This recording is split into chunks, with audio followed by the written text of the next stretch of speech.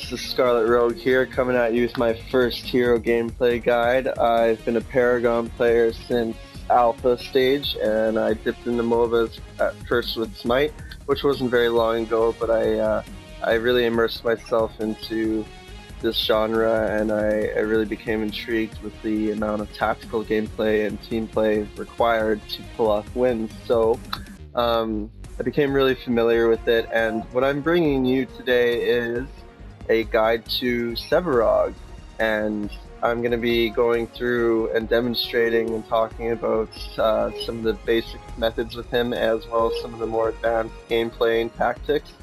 But I'm also going to be bringing you my personal favorite build, and so I'm going to dive right in here into SEVAROG.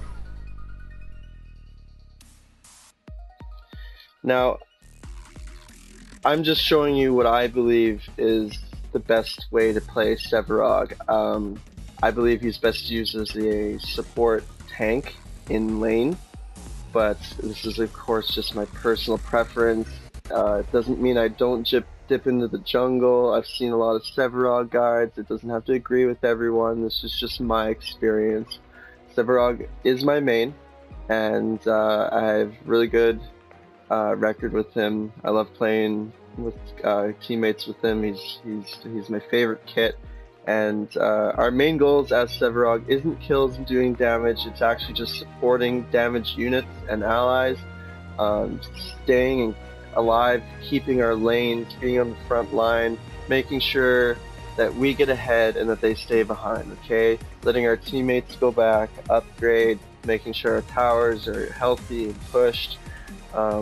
This is what we do, and SEVAROG's kit is really, really useful when used correctly. He can defend towers, he can isolate targets, he can lock down almost anyone he wants to, and he's got a really, really unique kit, especially for a tank, and he's just really good at disrupting enemy players. So, let's get into it. This is the build. With Prime card, we're going to start with Centurion, because the amount of armor we're going to be building on SEVAROG, the more health we have, the more effective we're going to be in combat, especially those late game team fights, and in some instances we can just straight up tank the core. Okay, so we have this lot of tokens. We have one barrier token, one guard token, one shaman's drink, one strike token, because that's all I have, but that's all we need for a tank, and a healer token to fill in that odd number gap with some of the cards we have, because they are at odds with the CXP system in terms of leveling up. I have a Beastmaster's key just in case no one on our team actually wants to jungle. I will get this key and hit harvesters right at the 3-minute mark. I won't always hit camps until I get some damage on my build, and until they at least hit level 3, or else I just don't feel they're worth my time. So more often than not, we have lots of junglers in the Paragon community, so my first item that I get is Circlet of Health. It gives us mana right away, it gives us sustainability, we can stay in our lane. I always support our ADC carry, whatever lane he's in. I stay with him, I make sure he stays alive. I like to stay on top of the enemy carry if I'm often laning against them. And you know, I like to stay on top of the enemy and keep them, you know, behind, as I said. I play really aggressive knowing that I have health regen, as it's most effective early game. Our health pools, you know, never lower, so the health regen is just really useful that early game. It's great for death balls in the jungle. You're gonna win out, so it's a great first card. It's definitely a force to be reckoned with.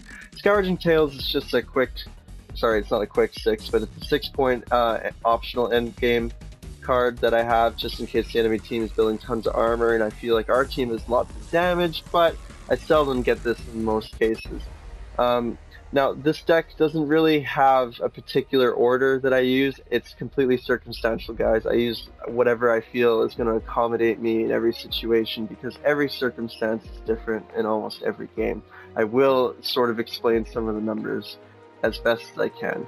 So, after Circlet of Health, believe it or not, one of my first cards that I get is Mat's Force Sash. So I stay in lane till I get 6 points. My teammate is back, he's upgraded. I go back, I'm probably out of mana. I get Mat's Force Sash. I use that extra point. I usually get barrier token if there's a healthy mix of 3 and 2 in terms of energy damage and physical damage on the enemy team. Well, that doesn't always happen if it's lopsided with physical, let's say, and there's only one real threat as an energy damage, and let's say we're not even laning with him. I'll get the Shaman Strength right away. That'll help us with our mana. But after that, I will get the Brawler's Ward, typically, and upgrade that for a quick 6-point upgrade, because this gives us all the mana we'll ever need, you guys. If we have efficient handling of our mana, and we're landing Subjugate, and we're last hitting minions with our Siphon, not always one. We're trying to hit 2 minions, 3 minions when we can. That's all we're ever going to need, especially with Mad Spore Sash. Mad Spore Sash is going to help us stack minions, guys. If you position yourself correctly, it's going to wear their health down, you hit them, and you're stacking quickly early game. It's also great for other reasons, like it nullifies Iggy's turrets right away. You stay on top of his turrets, suddenly Iggy can't lane. You're out laning Iggy because of Mad Spore Sash, okay? Now, once I get that, I usually leave it alone and go upgrade my Brawler's Ward, and I have a Shaman's Strength, and everything's dandy. But some games go sideways, and they have 4 physical damage heroes. It does happen, especially lately with Countess being in almost 3/4 of the games, it seems. I'll get another 6 points, and I'll get Alpha Guard right away. And what this does, guys, is it totally lopsides the enemy team, because they're going to be expecting to do damage to you, and they won't be able to. Even with your low amount of health, your health regen is still going to keep you alive a lot of the time. And that doesn't matter, because you're just the focus for damage. They're going to want to hit you and smack you, and you're going to have your allies who are actually building cards and damage, which is more soft for your carry, which is why I stick with them. So this is our job, to be in their face, and I'll often do that. So I'll get the Alpha Guard right away. But a lot of times we don't, and it's a healthy balance on the enemy team. So continuing on, if they do have a fair amount of energy damage, let's say 3 heroes or more, especially 4 heroes, I'll get this Tuned Barrier with a quick 6-point upgrade, because we need those stats early. This will also help you against enemy heroes like Gideon and Iggy from Iggy's turrets. Hopefully you have the minor barriers. If not, you can just use lesser health, because the more health we have with Circlet Health early, it's going to be deadly. Don't forget, we're also healing from Mad Spore Sash. So I will typically leave that alone once it's upgraded, and then I will go get Tempered Plate, and that'll give us even more defense, physical armor, and health, because if we haven't upgraded Mad Spore Sash, if we have, I'll tend to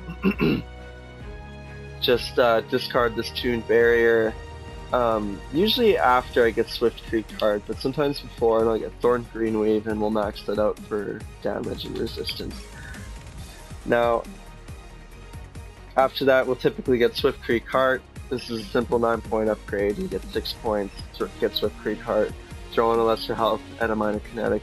Minor kinetic's all you really need, guys, with Sevarog, especially with Mad Spore Sash. I see a lot of builds out there running sometimes 2 major kinetics, and I've run that too, and yeah, it's useful, but the reality is you're just not going to be putting out as much damage, and trust me, with just the 11 upgrade in attack speed, with your basic scaling and attack speed that every hero has anyway, you're going to end up around 142, 140 anyway.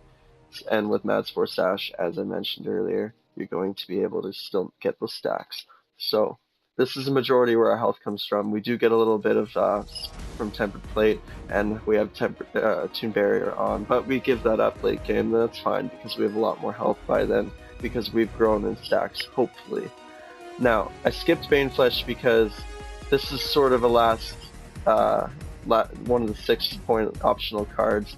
This is a circumstantial card. I use it strictly in matches against usually a Chimera that gets ahead and he's very dangerous, or a Rampage that does the same thing and he's tower diving, and or sometimes I've had matches where they're both on, guys, and there isn't a more effective card against those 2 enemy heroes, simply because they rely on their ability to heal. A lot of people forget that you know, bleeding and poison has additional effects other than just health.